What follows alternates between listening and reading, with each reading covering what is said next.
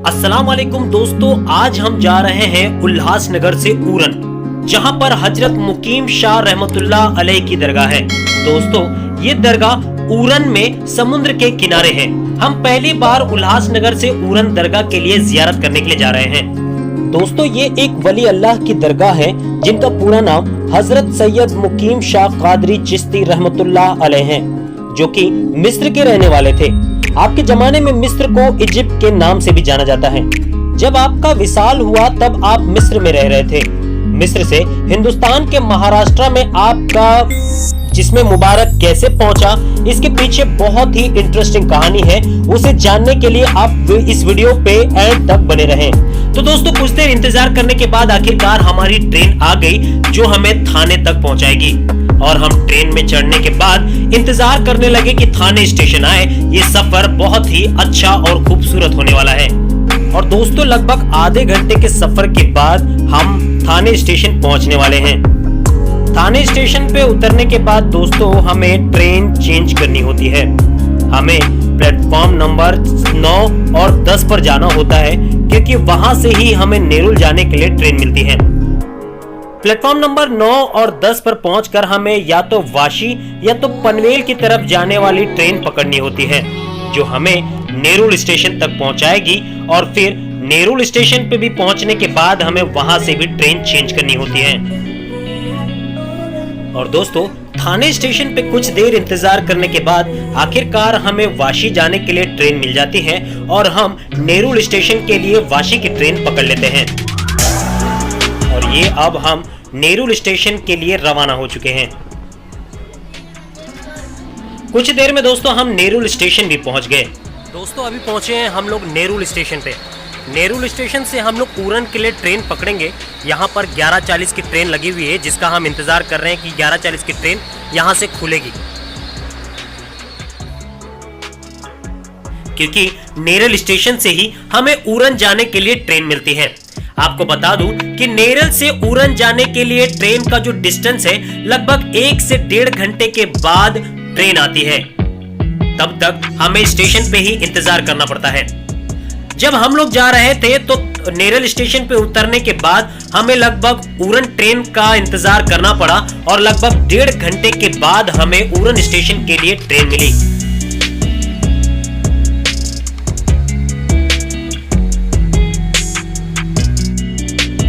आखिरकार दोस्तों, करीब 1.5 घंटे का इंतजार करने के बाद हमें नेरुल स्टेशन से ऊरन स्टेशन जाने के लिए ट्रेन मिल गई, और हम उस पर सवार हो लिए।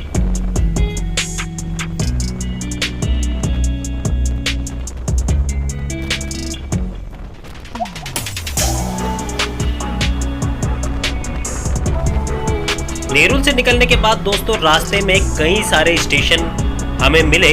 काफी सारे स्टेशन बने हुए हैं, और स्टेशन एक खूबी यह है कि स्टेशन काफी बड़े हैं और काफी खूबसूरत बनाए गए हैं।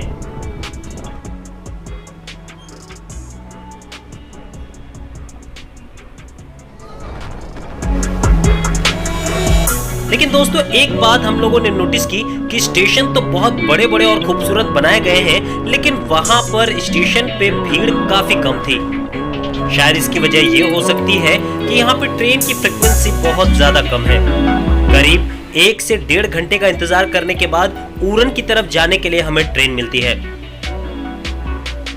दोस्तों, अभी हम लोग पहुंचे हैं खारकोपर स्टेशन। यहाँ से बस 3 स्टेशन के बाद हमारा ऊरन स्टेशन आएगा, जहाँ पे हमें उतरना है।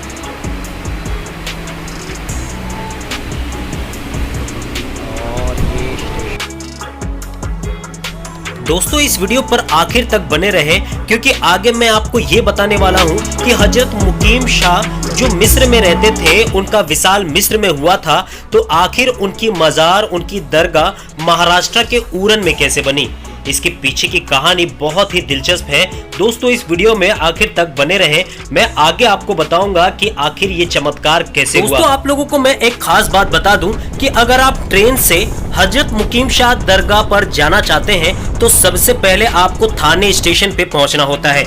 इसके अलावा आप दरगाह पर जाने के लिए बाय रोड या फिर गेटवे ऑफ इंडिया से बाय बोट भी जा सकते हैं, लेकिन हम ट्रेन से सफर कर रहे हैं, इसलिए हम थाने स्टेशन पे पहुंचने के बाद ऊरन के लिए नेरुल फिर ऊरन जाएंगे। फाइनली दोस्तों हम लोग उरन स्टेशन पे पहुंच चुके हैं। उरन स्टेशन पे उतरने के बाद हमें ईस्ट में जाना है और वहां पर बड़े ही आसानी से हमें रिक्शा मिल जाता है। हम रिक्शा ले लेंगे। आपको बता दूं कि रिक्शे वाले कम से कम 150 से 200 रुपया बुकिंग करके जाते हैं। मतलब आप 4 जन रहे या 5 जन रहे, वो 150 से 200 रुपये लेते हैं और सीधा दरगाह तक आपको छोड़ देते हैं। यहाँ पे दोस्तों मैं आप लोगों को एक आइडिया देना चाहूँगा जिससे आप कुछ पैसे अपने बचा सकते हो। अगर आप 1 या 2 जन हो तो आप शेयरिंग करके जा सकते हो, जिसमें आपकी अच्छी खासी सेविंग हो जाएगी। या फिर अगर फैमिली के साथ जा रहे हो, 4 से 5 लोग हैं, तो आप रिक्शा रिजर्व करके ही जाएं। उरन स्टेशन से यदि आपको शेयरिंग में जाना है तो शेयरिंग में आपको उरन स्टेशन से सबसे पहले 4 फाटा जाना होगा। 4 फाटा के लिए रिक्शा वाले 20 रुपए पर पर्सन चार्ज करते हैं। उसके बाद 4 फाटा से आपको दरगाह के लिए रिक्शा मिल जाएगी, वो भी करीब 20 रुपए ही चार्ज करते हैं। इससे आप सिर्फ 40 रुपए में वहां पर पहुंच सकते हैं। अगर आप अकेले हो, 2 जन हो तो 80 रुपए। अगर फैमिली के साथ जा रहे हो तो 150 से 200 रुपए में 4 से 5 लोग आसानी से दरगाह पर पहुंच सकते हैं, वो भी सीधा उरन स्टेशन से दरगाह तक।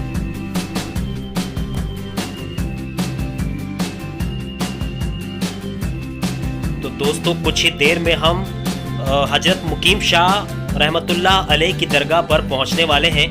दोस्तों ये नज़ारा आप देख सकते हो समुंदर का, काफ़ी खूबसूरत नज़ारा है। दोस्तों ये फाइनली हम लोग उरन दरगाह पर पहुंच चुके हैं। अब हम देखेंगे कि अंदर क्या है।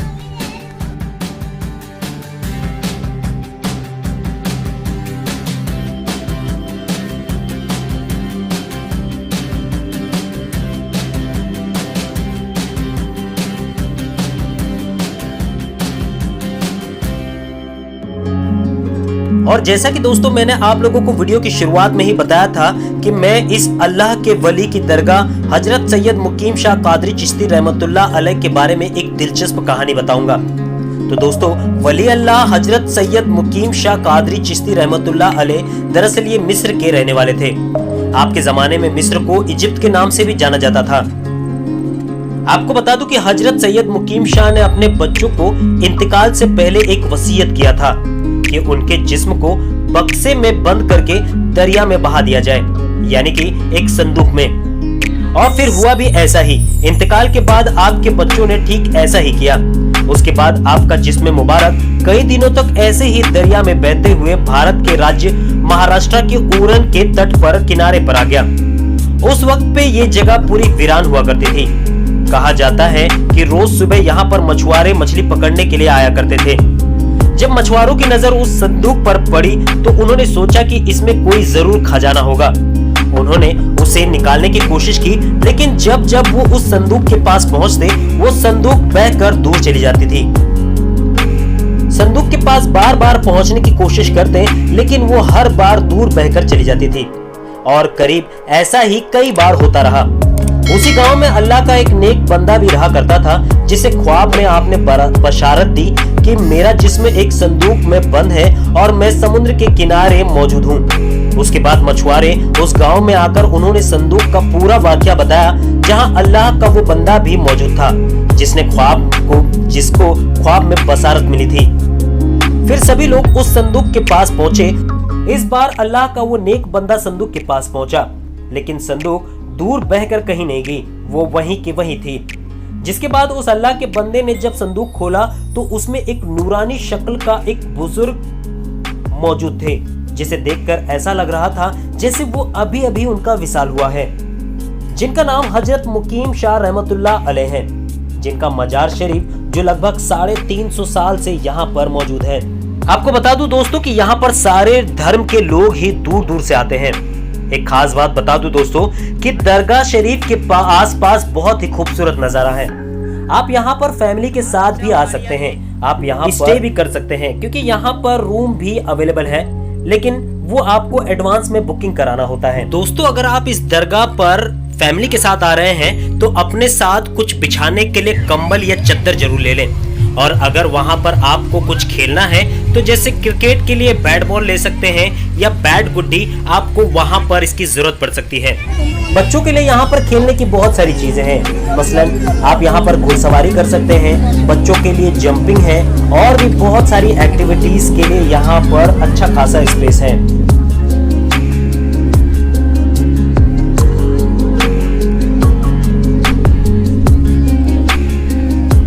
दोस्तों अभी फिलहाल हम लोग जा रहे हैं नमाज पढ़ने के लिए।